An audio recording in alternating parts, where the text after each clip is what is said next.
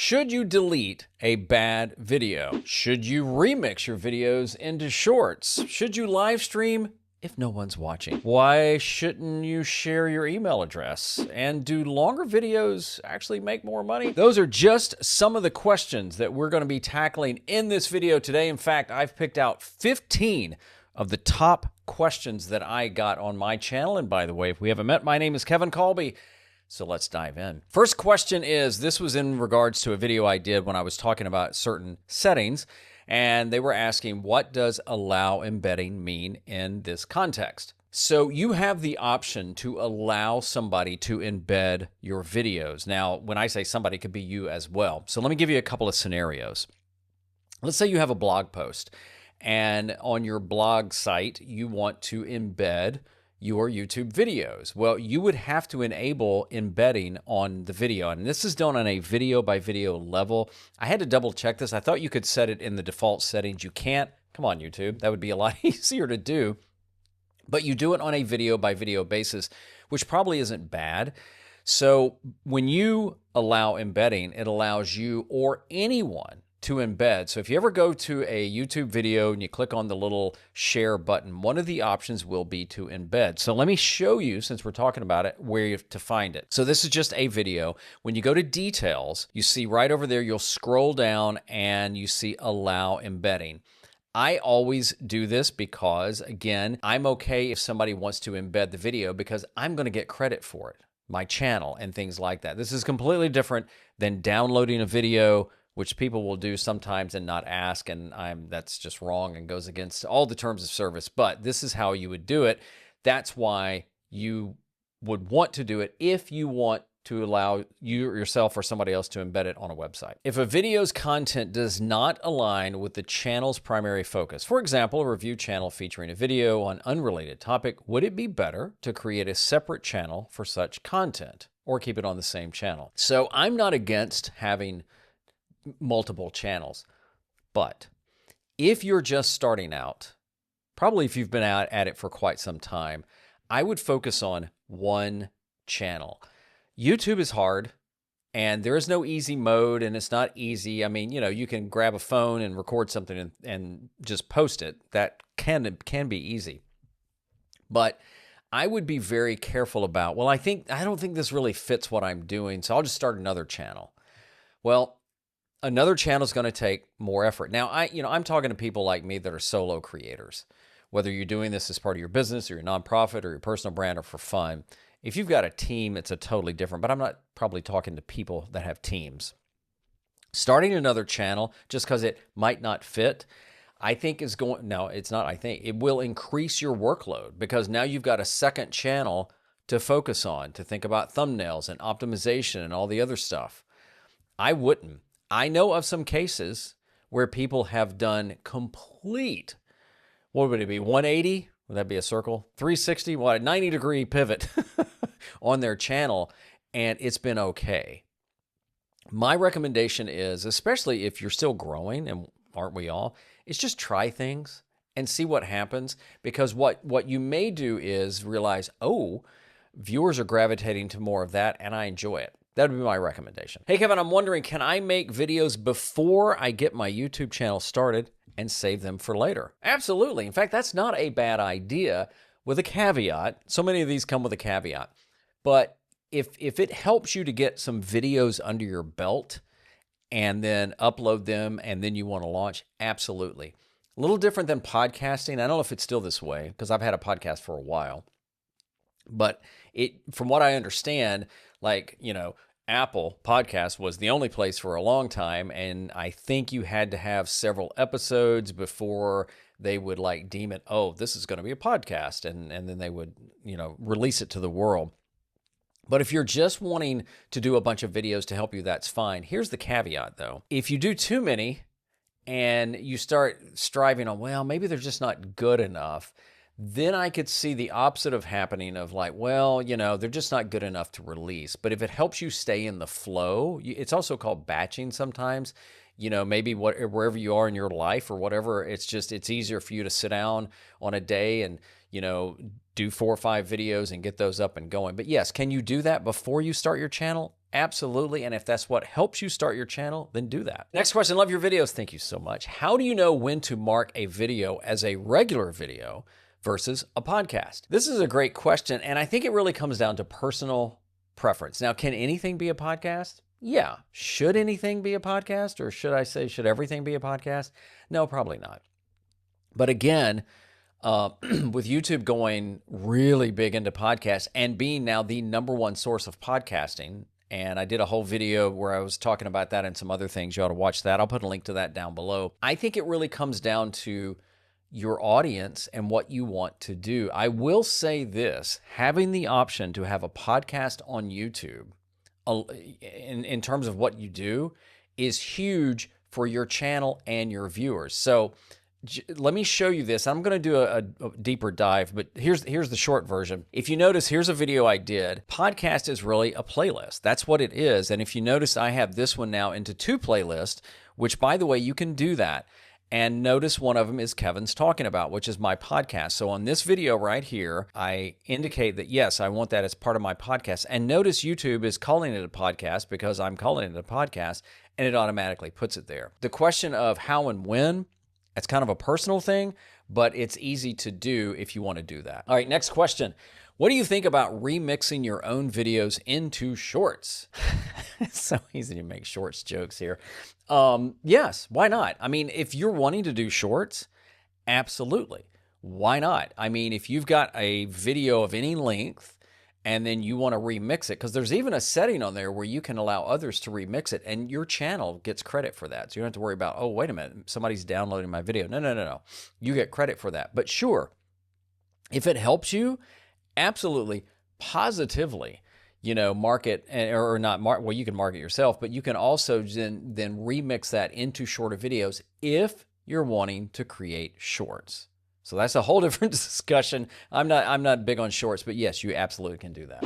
Hey, I want to jump in here and tell you about the sponsor of today's video, and it's Riverside. And it's a great time to tell you because we were just talking about remixing videos. You can do that seamlessly in Riverside. Anytime you record a video, when you go back to edit it, you have this button, you click it, and it creates all of these things. Like it gives you chapters, it gives you title ideas, it gives you a transcript, and then it will even cut your video into bite-sized pieces that you can share on vertical. And you could always go back into the original video, like if you did it in 16:9, and you can change that to square or vertical as well. And we were also talking about podcasting. Riverside is perfect for that as well. Not only if you were doing like an interview with somebody else, but if you were just doing like a solo show like I tend to do a lot, not only can you edit it in there, it integrates with Spotify. Look, I know YouTube is the thing, but if you also have a podcast on Spotify, you can upload it directly to there from Riverside. Riverside is an amazing all-in-one production tool that lives in your browser. So it doesn't matter if you're on a Mac like me or a PC,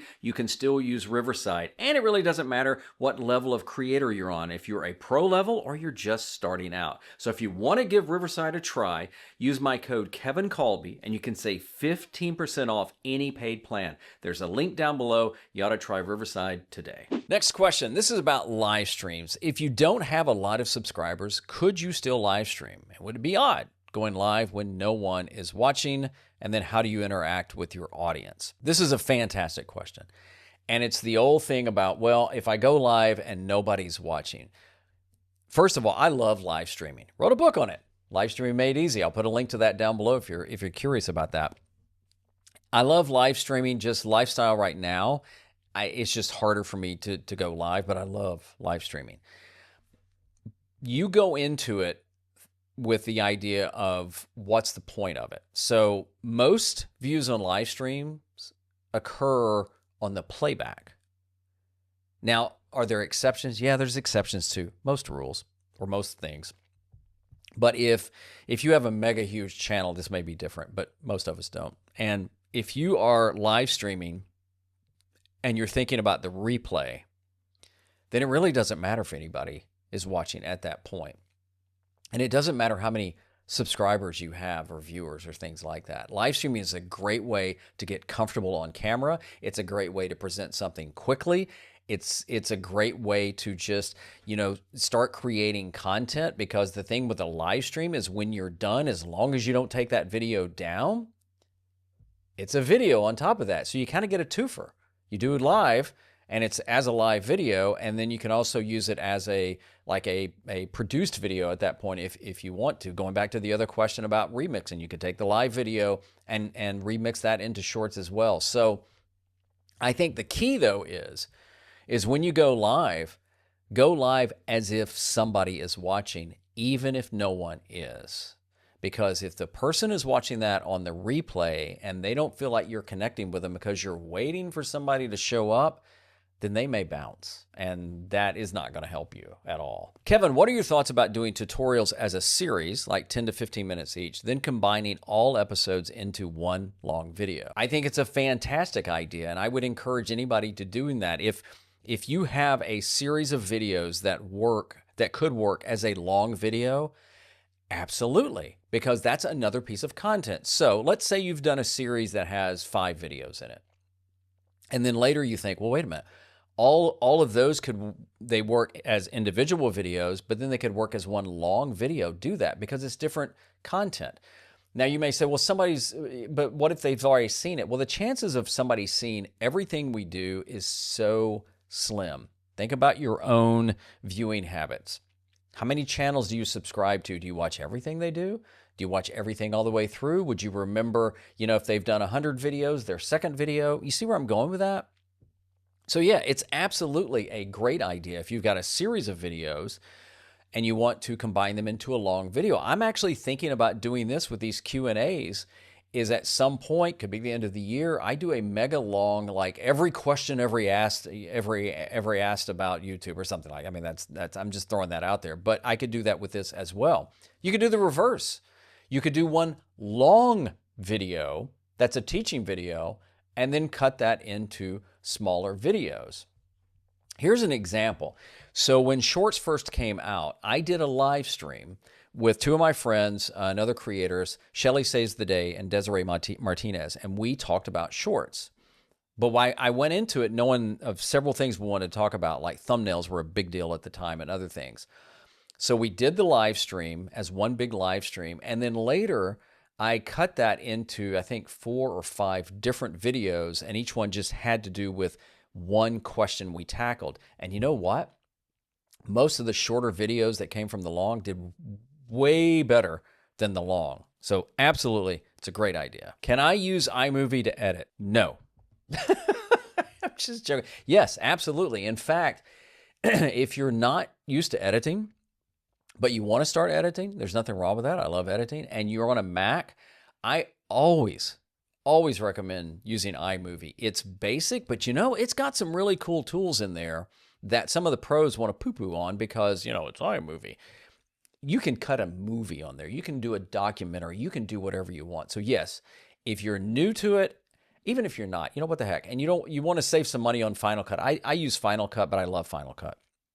But yes, absolutely you can use iMovie. Go for it. Kevin, you mentioned hitting pause, then resume recording to continue a video. Does the video become small clips that need to be compiled somewhere? If you're recording something and you pause, and you hit record again, and you pause, what you're going to have is one long video clip that in there will have all the little clips, if that makes sense. So you could either pause and gather your thoughts and then keep going, or you could just do it all and cut it. So when you have that one long clip, it's going to look like one video clip, but within there, let's say you pause the video 10 times, you would have those 10 individual clips within there. Am I losing anybody? I'm not trying to. And then you could edit those if you wanted to or not. So it is doable, or you may just decide that you want to pause it, gather your thoughts, get a drink of water, walk around the block, whatever you want to do, and just then unpause it to continue the recording, and that's fine as well. If you re-upload the video because it's not performing well, will it have a bad impact on your channel? Okay, so here's the thing. Why would you do that? So if it's not performing, based on what and who and when. I did a video that I would encourage you and everybody to go watch, and I'll link to it below, and I think it was called Why You Should Never Give Up on a Bad Video, or something like that. It's got me with a sad face on it. And I share the story of this video I did that for, I think it was like 2 years, did nothing. flatlined. And then all of a sudden, took off. And it's grown and grown and grown and grown.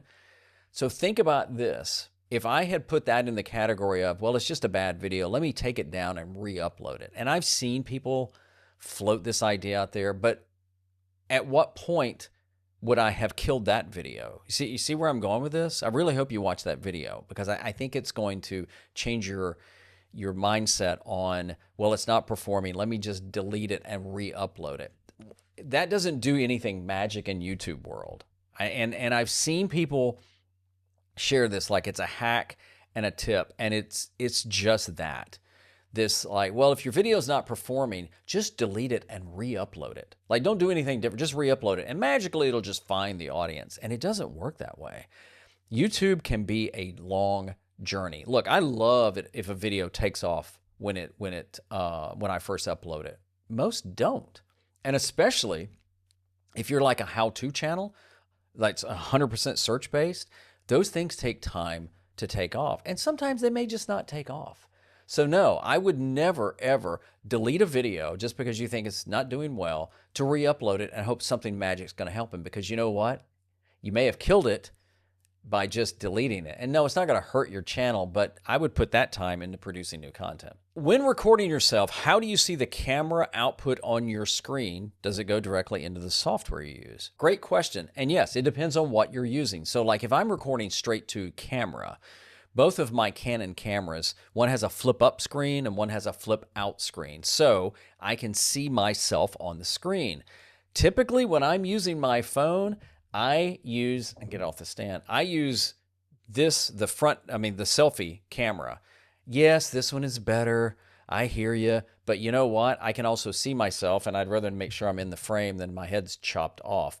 But a lot of softwares, if you're using them, yes, you can see yourself as well. So it's easier. Now, there's always exceptions, but even like the newer action cameras, like, I've got a DJI Osmo Action 4, and it's got a little bitty screen on the front, so now I can see myself to see if I'm even framed. So yeah, there's so many ways of doing it, but yeah, even the software as well. You advise not to post your email address.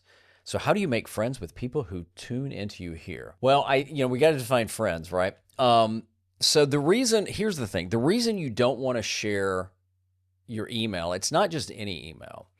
Don't share the email address that you use to start your channel, because that is tied to, first of all, you have to have a Google account. You have to have a Gmail account to start a YouTube channel. You don't have to have one just to watch, but if you ever want to comment, then you have to have a Gmail account.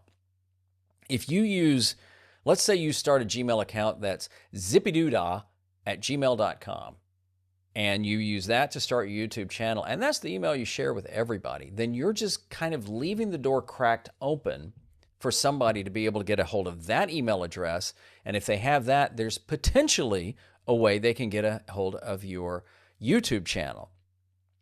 I can guarantee you that the email address that I started with my YouTube channel is not the one I share anywhere. So how do I do it? Well, I have other email addresses. Like I have one associated with my business, and then I have another more business personal one. So if you go to my channel and you go to the About, you'll see an email address pops up. It's kevincolbymedia@gmail.com. That's my business address. So that is one way people can get in touch with me. Also through my website, which is kevincolby.com, I have a contact form on there that people can contact me with. What I would recommend, if you want people to reach out and say, hey, just start another Gmail account. It's that easy. And you can even use it. Now, it doesn't have to be connected to your channel. You can still use it, though, to get correspondences with. So just be careful out there. I have a question. My understanding from a couple of YouTubers I follow is that the longer the video, the higher the monetization.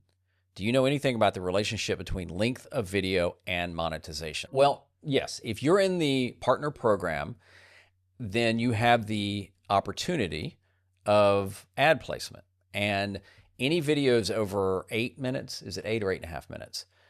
You can have what's called mid-roll. So there's like a pre-roll placement. You don't place these. YouTube does this. There's a pre-roll. There's a post-roll at the end of the video. Raise your hand if you've ever stayed for that. And then if the video is longer, you can add a mid-roll. You can have a mid-roll. You're not adding it. The longer the video, the more opportunities of mid-roll and ad placement. Now, I have heard that YouTube is trying to, rather than have all these breaks, they're trying to combine them into one long break. Now, again, if you're on YouTube Premium, like I pay for YouTube Premium, and I don't see ads.